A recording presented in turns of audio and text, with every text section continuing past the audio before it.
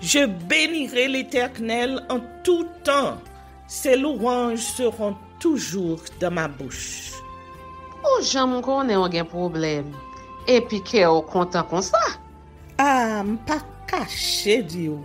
Depuis que commence li Bible moi chaque jour, me senti charge problème moi yo sorti sous dôme. Oh, si c'est comme ça, moi pour aller couvrir acheter un Bible. Dégagez au marché. Mais en attendant, ou qu'attendez radio télévision d'espoir? Radio Vision d'Espoir.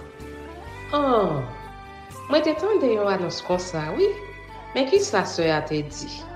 Lecture de la Bible en un an. Une émission qui vous accompagne à la découverte des trésors cachés de la parole de Dieu sur Radio Télévision d'Espoir. Chaque jour de 11h à 11h30 du matin, excepté mercredi 5h30, 6h de l'après-midi, samedi 7h30, 8h du matin, avec les sœurs Chantal Saint-Hubert, Claude Louis Orisma et votre servante Maudeline Maurice Hilaire.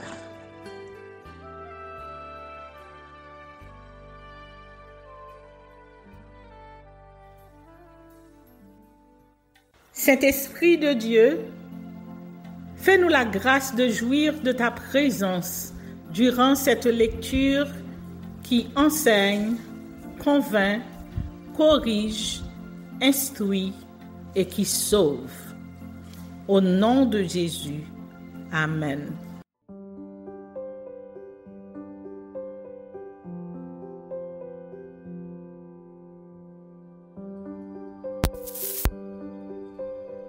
De Chroniques, chapitre 26. Osias, roi de Juda, prospérité et force.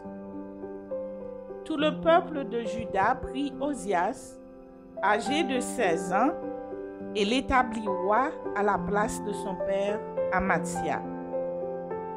Osias rebâtit Élos et la fit rentrer sous la puissance de Juda après que le roi fut couché avec ses pères. Osias avait 16 ans lorsqu'il devint roi et il régna 52 ans à Jérusalem. Sa mère s'appelait Jécolia de Jérusalem. Il fit ce qui est droit aux yeux de l'Éternel, entièrement comme avait fait Amathia son père. Il s'appliqua à rechercher Dieu pendant la vie de Zacharie, qui avait l'intelligence des visions de Dieu, et dans le temps où il rechercha l'Éternel, Dieu le fit prospérer. Il se mit en guerre contre les Philistins, et il abattit les murs de Gath, les murs de Jabné et les murs d'Asdod, et construisit des villes dans le territoire d'Asdod et parmi les Philistins. Dieu l'aida contre les Philistins, contre les Arabes qui habitaient à Gur-Baal et contre les Maonites. Les Ammonites faisaient des présents à Osias et sa renommée s'étendit jusqu'aux frontières de l'Égypte, car il devint très puissant.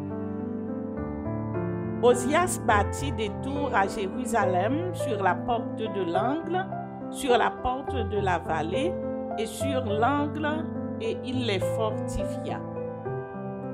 Il bâtit des tours dans le désert et il creusa beaucoup de citernes parce qu'il avait de nombreux troupeaux dans les vallées et dans la plaine et des laboureurs et des vignerons dans les montagnes et au Carmel, car il aimait l'agriculture. Osias avait une armée de soldats qui allaient à la guerre par bandes, comptés d'après le dénombrement qu'en firent le secrétaire Jéhiel et le commissaire Maaséja est placé sous les ordres de Hanania, l'un des chefs du roi. Le nombre total des chefs de maison paternelle, des vaillants guerriers, était de 2600. Il commandait à une armée de 307 500 soldats capables de soutenir le roi contre l'ennemi. Osias leur procura pour toute l'armée des boucliers, des lances, des casques, des cuirasses, des arcs et des frondes. Il fit faire à Jérusalem des machines inventées par un ingénieur et destinées à être placées sur les tours et sur les angles pour lancer des flèches et de grosses pierres. Sa renommée s'étendit au loin car il fut merveilleusement soutenu jusqu'à ce qu'il devint puissant. Acte de profanation dans le temple, Osias frappé de la lèpre. Mais lorsqu'il fut puissant, son cœur s'éleva pour le perdre. Il pécha contre l'Éternel, son Dieu.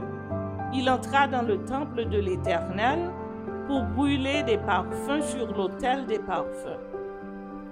Le sacrificateur Azaria entra après lui avec 80 sacrificateurs de l'Éternel, hommes courageux, qui s'opposèrent au roi Osias et lui dirent: « Tu n'as pas le droit, Osias, d'offrir des parfums à l'Éternel. Ce droit appartient aux sacrificateurs, fils d'Aaron, qui ont été consacrés pour les offrir. Sors du sanctuaire, car tu commets un péché, et cela ne tournera pas à ton honneur devant l'Éternel. » La colère s'empara d'Osias, qui tenait un encensoir à la main. Et comme il s'irritait contre les sacrificateurs, la lèpre éclata sur son front en présence des sacrificateurs, dans la maison de l'Éternel, près de l'autel des parfums. Le souverain sacrificateur Azaria et tous les sacrificateurs portèrent les regards sur lui, et voici, il avait la lèpre au front. Ils le mirent précipitamment dehors, et lui-même se hâta de sortir parce que l'Éternel l'avait frappé. Le roi Osias fut lépreux jusqu'au jour de sa mort, et il demeura dans une maison écartée comme lépreux, car il fut exclu de la maison de l'Éternel. Et Jotham, son fils, était à la tête de la maison du roi et jugeait le peuple du pays. Le reste des actions d'Osias, les premières et les dernières, a été écrit par Ésaïe, fils d'Amoz, le prophète. Osias se coucha avec ses pères et on enterra avec ses pères dans le champ de la sépulture des rois, car on disait, il est lépreux. Et Jotham, son fils, régna à sa place.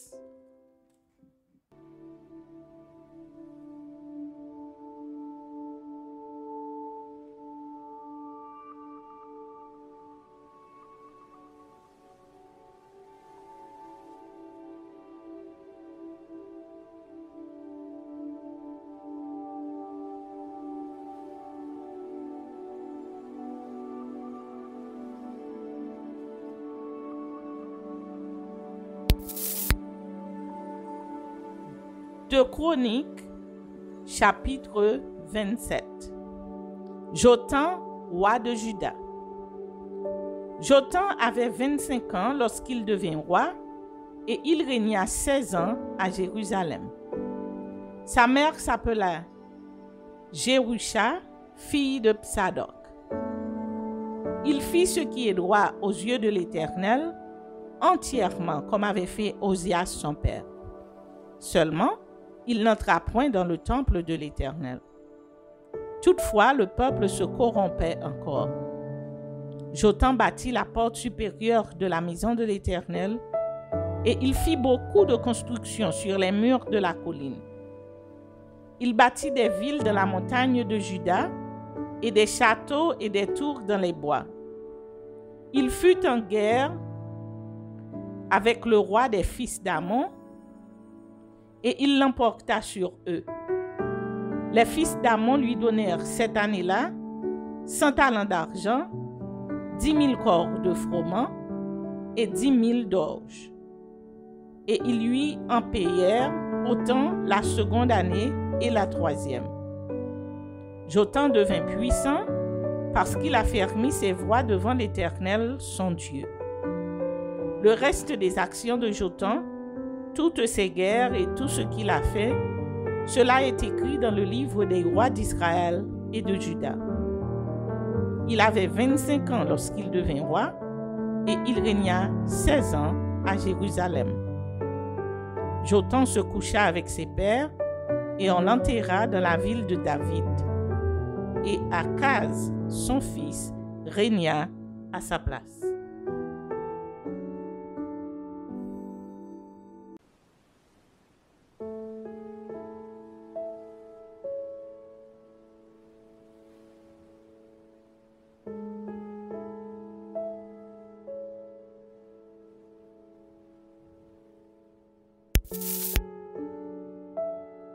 Deux Chroniques, chapitre 28.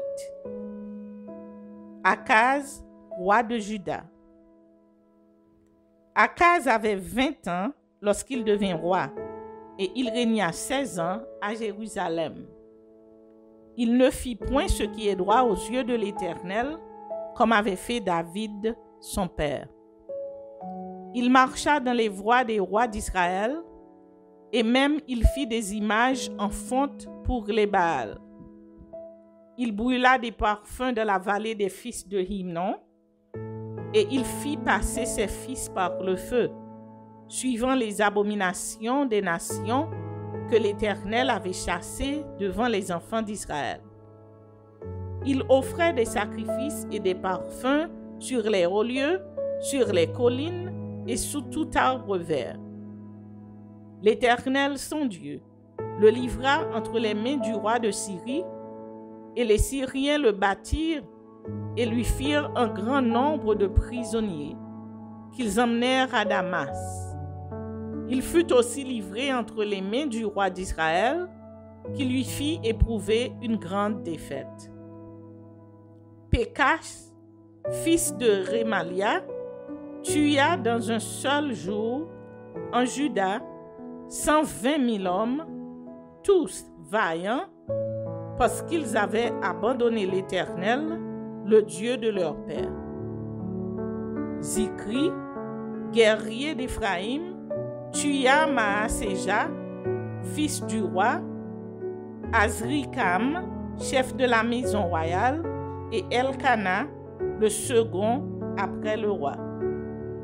Les enfants d'Israël firent parmi leurs frères 200 000 prisonniers, femmes, fils et filles, et ils leur prirent beaucoup de butin qu'ils emmenèrent à Samarie. Il y avait là un prophète de l'Éternel nommé Oded.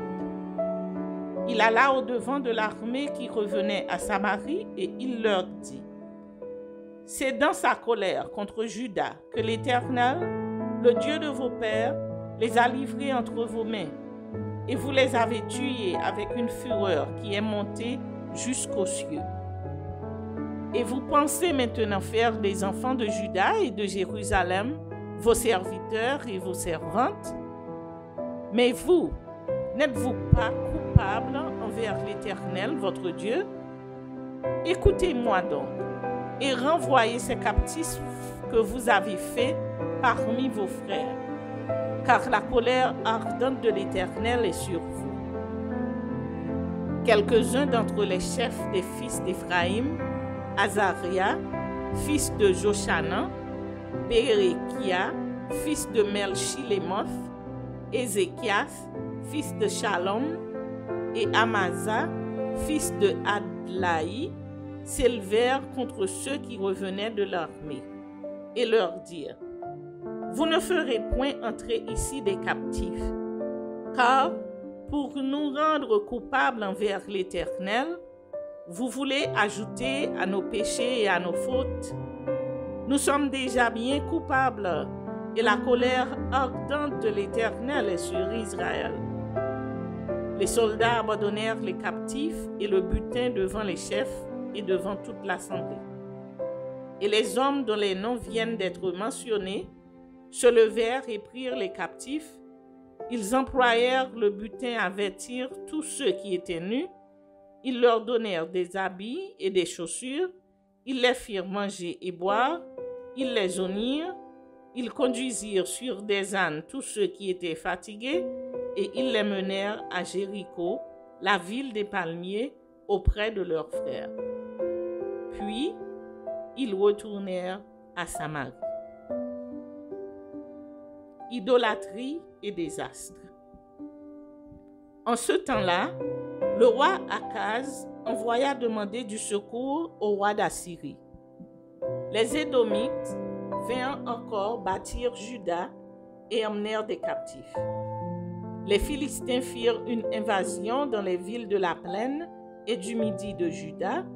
Ils prirent Beth-Shemesh, Ajalon, Guédéroth, Soko et les villes de son ressort, Timna et les villes de son ressort, Gizmzo et les villes de son ressort, et ils s'y établirent.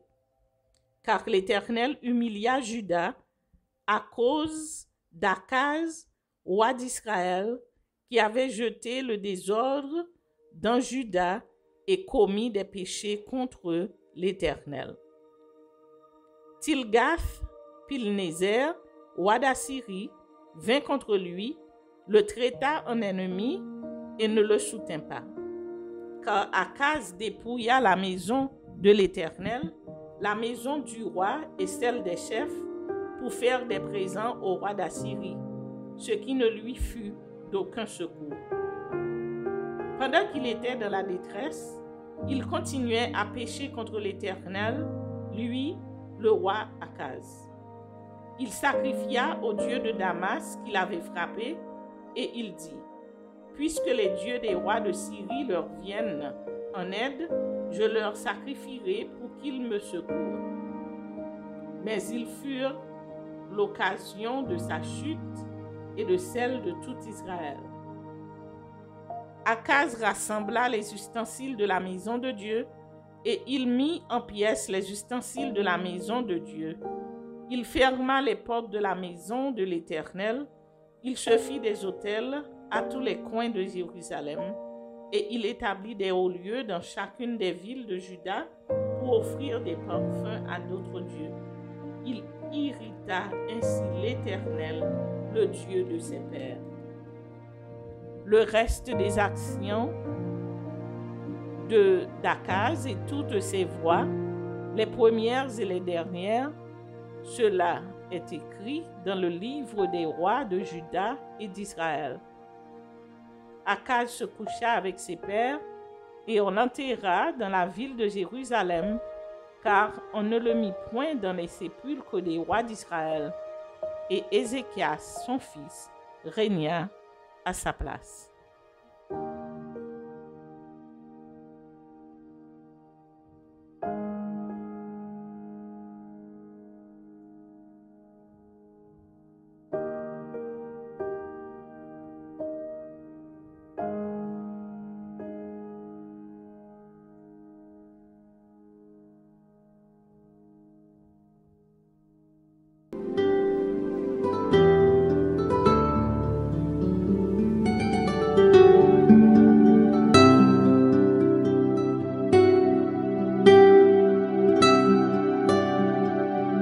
Merci Seigneur de nous donner le discernement dans la lecture de ta parole, que nous y prêtions attention afin d'appliquer notre cœur à la sagesse. Amen. Que celui qui a des oreilles pour entendre, entende, et que celui qui lit fasse attention.